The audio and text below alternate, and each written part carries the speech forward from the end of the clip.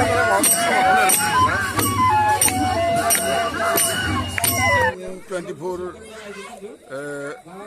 रादाब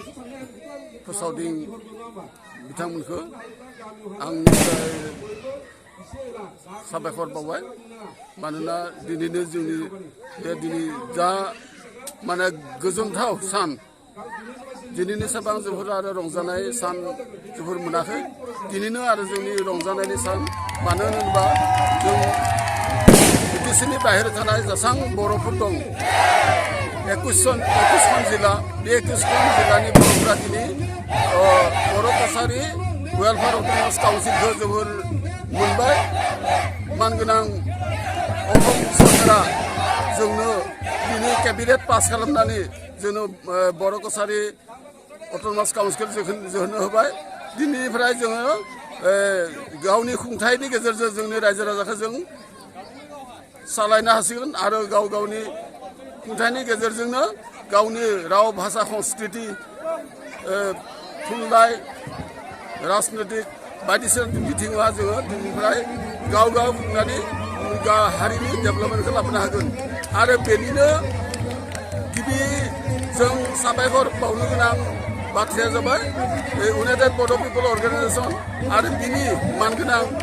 जोंनि आफादगिरि मिहिनेश्वर बसुमतारी आरो जोंनि नेहाथारि अनिल चन्द्र बसुमतारी बिथांमोननि नारा नाथा नाजानाय आरो लोगोफोरनि जा नारा नाथा नाजानाय बिथांमोननि नारा नांथाबनायाव दिनै जोङो बर' कसारि वेलफेयार अट'नमास काउन्सिलखौ मोननो हाबाय आरो बिनि मोननायनि आसल गुदिनि गेजेराव जाबाय दिनै जों बिश्वजित सारा जोंनि नायल' सासेल' एमपि राज्य सभानि एमपि बिश्वजित दैमारि सारा जा नारा नाथा जोंनि इउपिपिनि लोगोआव थाफानानै जोबोरखौ लामा दिन्थिनानै दिनै जोंनि अट'नमास काउन्सिलखौ हासिल खालामनायावहा बिथाङा जा मदद खालामबाय बिनिखायनो बिथांनिसिमबो जों जोंफोरनिफ्राय हाजार हाजार साबायखर थाबाय आरो जों दिनै रंजानो नाजादों आं आरो गुबुन बुंनो नाखै जोंनि जेसां मावथि जिल्लाफोरनि मावथि लोगोफोर दं इउपिपिअनि बिथांमोननिसिमबो जोंनि आंनि माने साबायखर बावनानै आं बिबुंथिखौ एसेनो फोजोबबाय गोजोन्थों जय जाथों बर' हारिनि जय आरो बिटिसिआ भंग जालायबाय मैया दाखालि बिटिआर जालायाखै होनबा किन्तु बे जोंनिया दिनैनि जि मोननै सुक्ति जादों बे जोंनि बर' हारिनि एकदम जोनोम एकदम थैस' थांस'सिम थाखासिगोन दाने बे जाबाय मा जोंनि बर' कसारि काउन्सिलखौ दिनै केबिनेटहा पास खालामना होबाय आरो लोगोसे जोंनि बर' हारिया जोंनि बर' हारिनि जिथु बर' राव बे रावखौ दाने अफिसियेलहा दिनैनिफ्राय दाने गासैयाव बाहायनो हानायनि मोनसे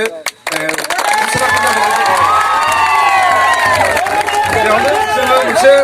रायजोखौसो मिथिनाय आरो दा जोंनि रायजोफ्रा खायफा जेनेबा सिगां न'फ्राव हाबना थानाय मानसिफ्रा खायफाफ्रा बुजिया जोंनियाबा काउन्सिला मा नङा होमबा बेखौनो जाया किन्तु जाय मानसिया आन्दलन खालामो बे मानसिया मिथियो जे काउन्सिला मा जागोन बा बर' कसारि वेलफेयार काउन्सिला मा जानानै फैगोन दा बेखायनो आरो दिनै बिश्वजित दैमारि बिथाङा बुंदों दिनैनि सानावहा जुदि जोंनि बर' मानसिया जुदि रंजानो रोङाबा बिनि सेबां आरो माने निस मानसि माने बर' जोंनि रावानो बर' राव मोननो दा 2000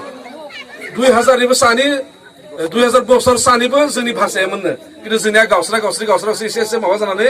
जोंहा दा अफिसावबो जों मा बाहायो आसामिस बाहाया होमबा किन्तु दिनैनिफ्राय नोंसोर आसामिस बाहायनायाबाबो जोंनिया बर'जोंबो नों बाहायनो हानायनि मोनसे पावार होबाय दिनैसिम आसाम गभर्नमेन्टआ होमबा जोंनि गोमानाय दिनखौ जों दिनै मोनफिनाखै होमबा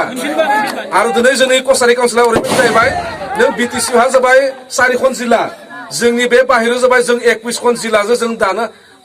गाव खुंनो हानाय मोनसे ताने फिसा मोनसे रायजो बायदि मोननाय जाहैबाय आरो बिनिखायनो आं हांख्रायदों रायजोफ्रा जों बेबायदि सानखौ गले गले कुनु दिन मोननो थाङा नङा होमबा बे दिनैनिफ्राय जे आरो उनफोराव जाफिनगोन बा जोंनि बे काउन्सिला जे बड'लेण्ड जागोन बेथ' नङा कारण जोंनिया बे काउन्सिलखौ लानानैनो जोङो थैस' थांस'सिम बेखौनो डेभेलप खालामनानै जोंनि बर' दुखिया रायजोफोरखौ जाहाथे जों उनफोरालागैनो मोजाङै खुंनो हानाय मोनसे जोंनि बे बेबस्था आरो बे बेबस्थाखौ जोङो मोजाङै खुंबा गावनो बयबो सामलायनानै जाहाथे सोलिनो हानांगोन नङाबा जों जुदि गावस्रि जाजोबनानै दिनै जों लाबोदों जों काउन्सिलखौ जों गासै बर'नि थाखाय जों लाबोना होफैबाय किन्तु गाबोन समफोर जाबाय जों थायाबो जानो हागौ बा जोंथ' खुंनो मोनाखै जेनेबा जायसोरो इलेक्सन गेलेनानै जिखिगोन बिसोरसो खुंगोन नोंथांमोनखौ किन्तु जोङो काउन्सिलखौ लाबोनासो होफैदों नोंथांमोननो किन्तु उनावहा जाबाय सोर खुंगोन सोर खुङा बे जाबाय इलेक्सन जागोन इलेक्सन जानायावहा सोरनो नोंथांमोना भट होयो बिखौसो नोंथांमोना मोजाङै नायना ला आरो नङा होमबा बाखि दिनै जोङो बे काउन्सिलखौ जों लाबोनानैल'सो होफैदो आरो दा बेहायनो दिनै लाबोनायावहा जोंनि बर'फ्रा जाहाथे दिनै बयबो नांगौबा हरसे रंजा कारन जों माखौ मोननायनि उनावहा जुदि रंजानो रोङाबा बे मुल्यआनो गैया थारमाने